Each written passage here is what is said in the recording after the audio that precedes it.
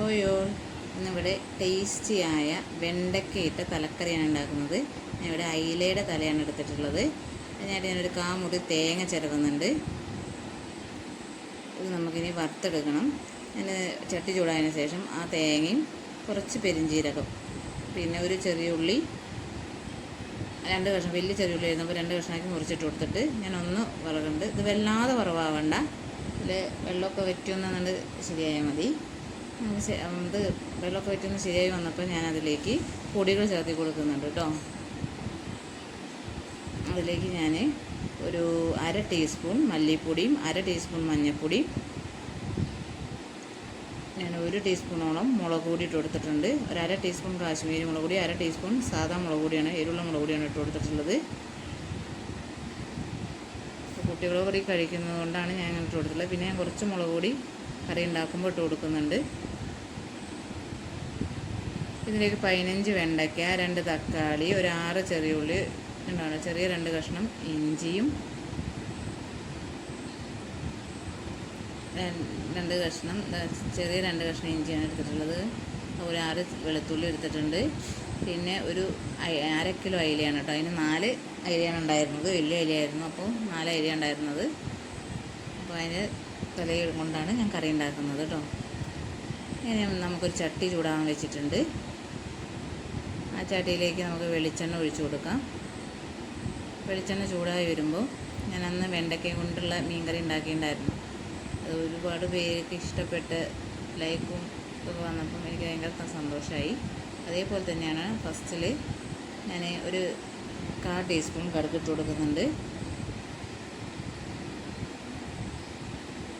കടുക് പൊട്ടി വരുമ്പോൾ നമുക്കിനി അതിലേക്ക് ഒരു 1/4 ടീസ്പൂണിൻ്റെ അടുത്ത്, അത്ര 1/4 ടീസ്പൂൺ തന്നെ വേണ്ട, അതിൻ്റെ പകുതി മതി, ഉലുവ ഇട്ട് കൊടുക്കാം.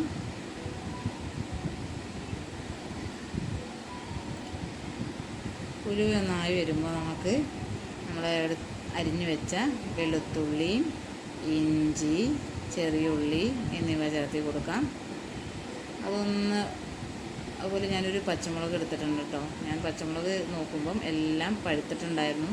അപ്പോൾ നല്ല എരിവുള്ളതായതുകൊണ്ട് ഒരു പച്ചമുളക് എടുത്തിട്ടുള്ളത്. കുട്ടികളും കൂടി കഴിക്കുന്നതുകൊണ്ടാണ് മുളകൊക്കെ കുറയ്ക്കുന്നത്.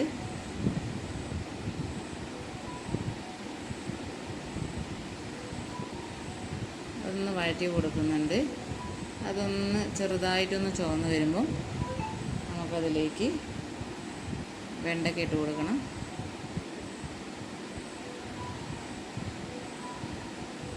ഞാൻ സിമ്മാക്കിയപ്പോൾ തീയം കെട്ടുപോയി.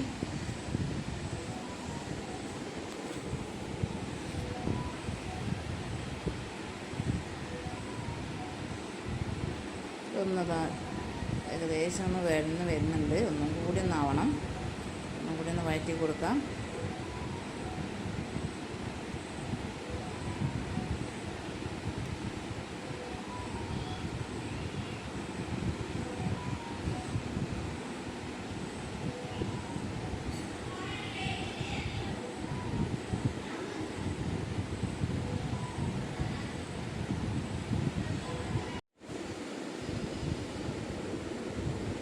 കുറച്ച് കരിവേപ്പിൻ്റെ ഇലയും കൂടി ഇട്ട് കൊടുക്കുന്നുണ്ട് കേട്ടോ. ഇട്ട് കൊടുത്തൊന്ന് ഇളക്കി കൊടുക്കുന്നുണ്ട്. ഇതൊന്ന് ചെറുതായി ഒന്ന് ആയി വന്നിട്ടുണ്ട്.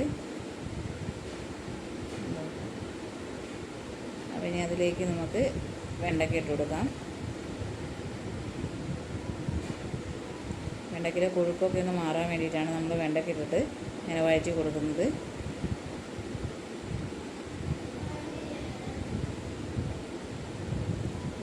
വെണ്ടയ്ക്ക ഒന്ന് ആയി വന്നതിന് ശേഷം നമുക്കതിലേക്ക്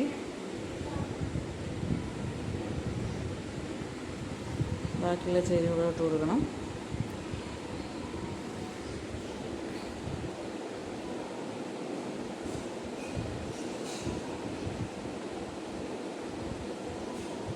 നമ്മൾ തക്കാളി ഇട്ട് കൊടുക്കാം. വെണ്ടയ്ക്ക ഒന്ന് ആയി വന്നിട്ടുണ്ട്. ഇനി തക്കാളി ഇട്ടിട്ടൊന്ന് ഇതുപോലെ ഒന്ന് വഴറ്റി കൊടുത്തതിന് ശേഷം, തക്കാളി ഒന്ന് വേവണം,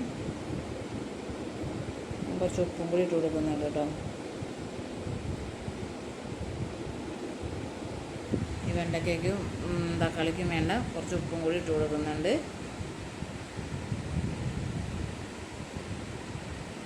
നമ്മൾ തേങ്ങയൊക്കെ ചൂടായിട്ടുണ്ട് വറുത്ത് വെച്ച്. അപ്പോൾ അത് നമുക്ക് നല്ലോണം അത് അരച്ചെടുക്കണം. അതിനായിട്ട് ഞാൻ മിക്സിയുടെ ജാറിലേക്ക് അത് എടുക്കുന്നുണ്ട്.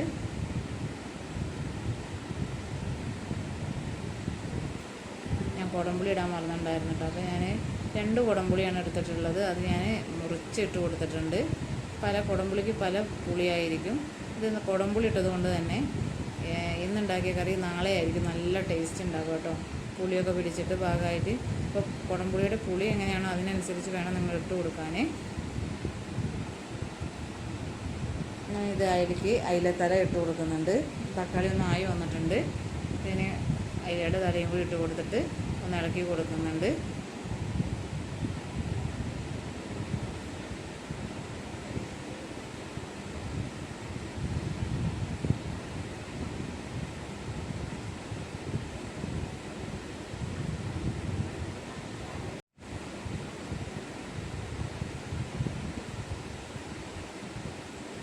അടച്ച് വയ്ക്കുന്നുണ്ട്. ഞാൻ മുളക് പൊടി ഇടാൻ മറന്നിട്ടുണ്ട് കേട്ടോ. അപ്പോൾ ഞാൻ ഇടാൻ മറന്നിട്ടുണ്ടായിരുന്നു. അപ്പോൾ ഞാൻ 1 ടീസ്പൂൺ മുളക് പൊടി, കാശ്മീരി മുളക് പൊടിയാണ് ഇട്ട് കൊടുക്കുന്നത്. ഈ കാശ്മീരി മുളക് പൊടിക്ക് തന്നെ അത്യാവശ്യം എരിവുണ്ട്. അപ്പോൾ പിന്നെ ഞാൻ അതാണ് ഇട്ട് കൊടുക്കുന്നത്. കുട്ടികൾ ഇത് കഴിക്കുന്നതുകൊണ്ടാണ് ഞാൻ എരിവ് കുറച്ച് കുറയ്ക്കുന്നത് കേട്ടോ. പിന്നെ നേരത്തെ ഞാൻ അരവിൽ എരിവുള്ള മുളക് പൊടി 1/2 ടീസ്പൂണും 1/2 ടീസ്പൂൺ കാശ്മീരി മുളക് ഇട്ട് കൊടുത്തിട്ടുണ്ട്. പിന്നെ പച്ചമുളക് ഇട്ടിട്ടുണ്ടായിരുന്നു.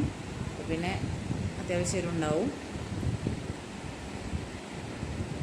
ഇപ്പോൾ ഇതിൽ നിങ്ങൾക്ക് എരിവൊക്കെ കുറവാണെന്ന് തോന്നുകയാണെങ്കിൽ ഒരു പച്ചമുളകൊക്കെ ഒന്ന് ഇട്ട് കൊടുത്താൽ മതി. അരവൊക്കെ ചേർത്തതിന് ശേഷം നമ്മളൊന്നുകൂടി തിളപ്പിക്കാൻ വെക്കും.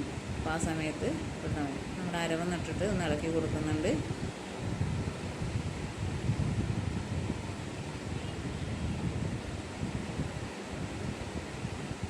ഞാൻ കുറച്ച് വെള്ളം കൂടി ഒഴിച്ച് കൊടുക്കുന്നുണ്ട് കേട്ടോ. അരവ് ഇട്ട് ഇളക്കി കൊടുത്തിട്ട് ഞാൻ കുറച്ച് 2 മിനിറ്റ് വെച്ചിട്ടുണ്ടായിരുന്നു. അതിലേക്ക് ഞാൻ തിളച്ച വെള്ളമാണ് മിക്സി ജാറിൻ്റെ ജാറ് കഴുകി ഒഴിച്ച് കൊടുക്കുന്നത്. തിളച്ച വെള്ളമാകുമ്പോൾ പെട്ടെന്ന് ഇത് തിളച്ച് മിക്സാവാനും എളുപ്പമാണ്. തിളച്ച വെള്ളമാകുമ്പോൾ കുറച്ച് സമയം കൂടി നമ്മൾ വെയിറ്റ് ചെയ്യേണ്ടി വരും. തിളച്ച വെള്ളം ഒഴിക്കുന്നതുകൊണ്ട് കുഴപ്പമൊന്നുമില്ല. കുറച്ച് സമയം വെയിറ്റ് ചെയ്യണമെന്നേ ഉള്ളൂ. കണ്ടപ്പോൾ തന്നെ തിള വന്നിട്ടുണ്ട്. ഇത് നല്ലോണം നമ്മൾ തേങ്ങയിലാണ് മഞ്ഞൾപ്പൊടിയും മല്ലിപ്പൊടിയും കുറച്ച് മുളക് പൊടിയൊക്കെ ഇട്ടിട്ടുള്ളതുകൊണ്ട് പെരുംജീരകവും ഉണ്ട്. അതിൻ്റെ ടേസ്റ്റും കൂടി ആ മീനിലേക്കും എണ്ണയ്ക്കിലേക്കൊക്കെ പിടിക്കണം. അപ്പോൾ അതിന് വേണ്ടിയിട്ട് നമ്മൾ അരപ്പ് വാർന്നതിന് ശേഷം കുറച്ച് സമയം അതിൽ കിടന്ന് വേവാൻ വേണ്ടിയിട്ട് വയ്ക്കുന്നുണ്ട്. ഏകദേശം ആയിട്ടുണ്ട്. ഞാനതിൽ ഉപ്പും എരിവും ഒക്കെ പാകമാണോ നോക്കുന്നുണ്ട്. ഉപ്പും എരിവും എന്തെങ്കിലും കുറവുണ്ടെന്നുണ്ടെങ്കിൽ നമ്മൾ ഉപ്പ് കുറവാണെങ്കിൽ ഉപ്പ് ചേർത്തി കൊടുക്കാം. മഞ്ഞൾപ്പൊടി എല്ലാം പാകമാണ്. പിന്നെ എരിവ് എനിക്കെല്ലാം പാകമാണ്. ഞാൻ ഉപ്പ് കുറച്ച് കുറവായിരുന്നു. അപ്പോൾ ഞാൻ ഇത്തിരി ഉപ്പിട്ട് കൊടുത്തിട്ടുണ്ട്. നിങ്ങൾക്ക് മുളക് വേണമെങ്കിൽ ഇപ്പോൾ 2 മുളക് ചീന്തി എരിവ് കുറവാണെന്നുണ്ടെങ്കിൽ പച്ചമുളക് 2 ചീന്തി കൊടുത്താൽ മതി. നമ്മുടെ ഇത് അയിലക്കറി ഏകദേശം ആയി വന്നിട്ടുണ്ട്. അപ്പോൾ ഞാനിതിൽ ഒന്നും കൂടി ഉപ്പോ എരിവോ എന്തെങ്കിലും കുറവുണ്ടോ നോക്കുന്നുണ്ട്. എല്ലാം പാകമാണ് കേട്ടോ. നല്ല ടേസ്റ്റാണ്.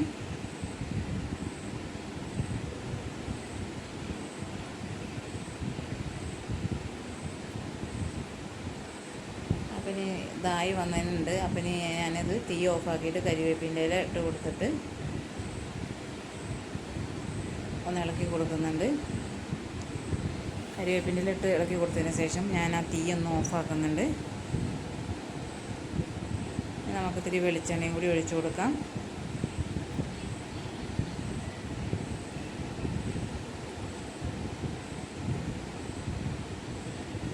വെളിച്ചെണ്ണ തീ ഓഫാക്കി ഞാൻ വെളിച്ചെണ്ണ ഒഴിച്ച് കൊടുത്തൊന്ന് ഇളക്കി കൊടുത്തതിന് ശേഷം ഞാനത് ഒരു 5 മിനിറ്റ് അടച്ച് വയ്ക്കുന്നുണ്ട് കേട്ടോ. ടേസ്റ്റിയായ മീൻകറി റെഡി ആയിട്ടുണ്ട്. 5 മിനിറ്റ് കഴിഞ്ഞിട്ടുണ്ട്. ഞാൻ തുറന്ന് നോക്കുന്നത് കണ്ടോ, അടിപൊളി ടേസ്റ്റാണ് കേട്ടോ. ഇത് അപ്പത്തിൻ്റെ കൂടെയും പുട്ടിൻ്റെ കൂടെയും നമ്മുടെ ചോറിൻ്റെ കൂടെയൊക്കെ ഇത് മാത്രം മതി ചോറിനാൻ. നല്ല ടേസ്റ്റാണ്.